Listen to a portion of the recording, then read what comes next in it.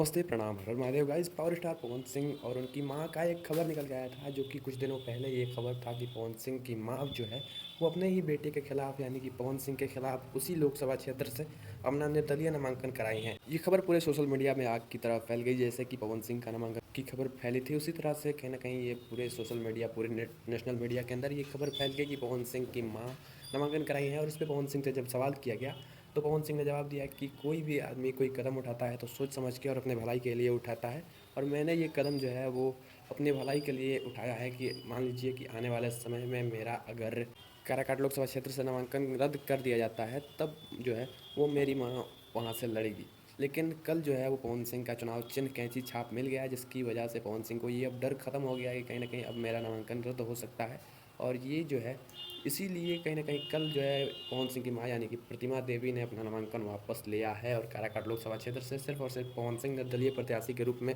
लड़ रहे हैं और काफ़ी बड़ी टक्कर दे रहे हैं। वैसे आपको ये जानकर कैसा लगा कमेंट में ज़रूर बताना, और हम हमारी वीडियो के बारे में आपका क्या ख़्याल है कमेंट में ज़रूर बताना। मिलते हैं अगली वीडियो में, तब तक के लिए जय हिंद, वंदे मातरम, हर हर महादेव।